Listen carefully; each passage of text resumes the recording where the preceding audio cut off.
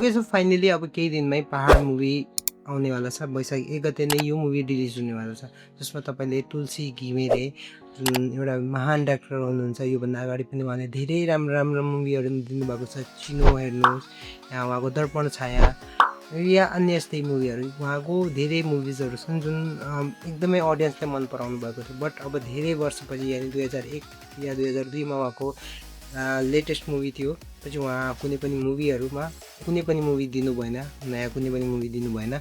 So यो कुराहरू हेर्न एक्साइटिङ छ कि उहाँको त्यो जुन त्यो एराबाट यो एरामा एउटा सिफ्ट हुँदाखेरि के अहिले पनि उहाँलाई त्यो अडियन्सले रुच्नुहुन्छ या रुचाउनुहुन्छ, मन पराउनुहुन्छ, या युथ उहाँसँगको फिल्म शैलीबाट कनेक्ट हुनुहुन्छ हुन त अब यो ट्रेलरमा अनेस्टली आफ्नो ओपिनियन भन्नुपर्दा मलाई ट्रेलरले त्यति इम्प्रेस गर्न सकेन।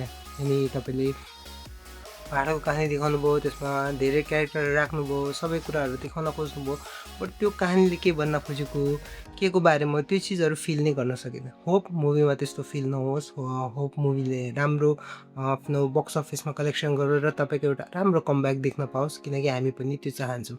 अब पहाडको मुभी तपाईँले धेरै एक्टरहरू हेर्न सक्नुहुन्छ, शिव श्रेष्ठ, मदन कृष्ण श्रेष्ठ र अन्य कलाकारहरू, धेरै राम्रा कलाकारहरू तपाईँले हेर्न सक्नुहुन्छ।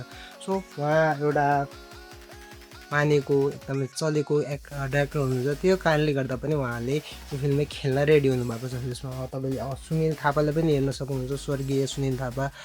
उहाँ रिसेन्टली नै डिमाइस हुनुभएको थियो। सो यो कुराहरूले गर्दा पनि उहाँको पनि एउटा लास्ट मुभी भएर पनि यो मुभीहरूलाई म थोरै एक्साइटिङ चाहिँ छु। जस्तै मैले रिसेन्टली राम नाम सत्य हेरेँ उहाँको लागि, एन्ड ओभरअल रोल जति भए पनि उहाँलाई एकचोटि अन्तिमचोटि भए पनि पर्दामा हेर्न एकदमै एक्साइटिङ भइरहेको छ। त्यसपछि आयो तुलसी घिमिरेको कुरा। उहाँ रेस्पेक्टेड सर हुनुहुन्छ, उहाँ एउटा रेस्पेक्टेड डाइरेक्टर हुनुहुन्छ। बट त्यो एरामा उहाँले जुन मुभी बनाउँथ्यो त्यो मुभी अब चल्छ चल्दैन, या त्यो अडियन्सलाई फेरि उहाँले कनेक्ट गर्न सक्नुहुन्छ कि हुँदैन, यो कुराहरू एकदमै इम्पोर्टेन्ट छ। जस्तै मलाई यो ट्रेलरमा त्यो कुराहरू एकदमै फिल भएन।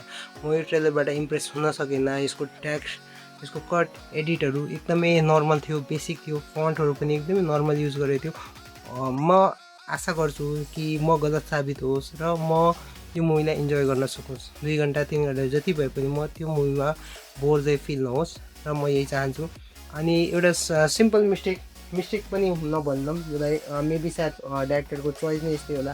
उहाँले आफ्नो नामको लागि GHIMREYY एउटा थप्नु भएको छ, जबकि मैले उहाँको कुनै पनि विकिपिडिया, गुगलमा या उहाँको रिसेन्ट पोडकास्टहरूमा पनि उहाँको नै थियो।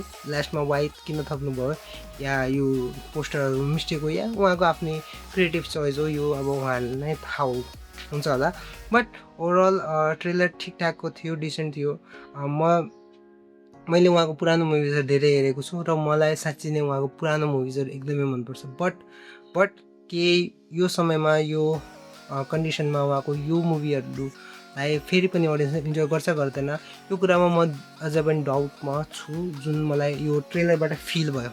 ओभरअल मुभीले राम्रै बक्स अफिस कलेक्सन गरौँ, एउटा राम्रो कमब्याक होस्, र उहाँको फेरि हामीले मुभीहरू अझै हेर्न पाओस् भन्ने मेरो चाहिँ मनको एकदम चाहना छ। सो ओभरअल तपाईँलाई यो मुभीको ट्रेलर कस्तो लाग्यो, आफ्नो पनि ओपिनियन हामीलाई कमेन्ट बक्समा सेयर गर्नु होला, बिकज योर ओपिनियन म्याटर्स। म भेट्छु फेरि कुनै अर्को भिडियोमा। Till then stay safe and piece.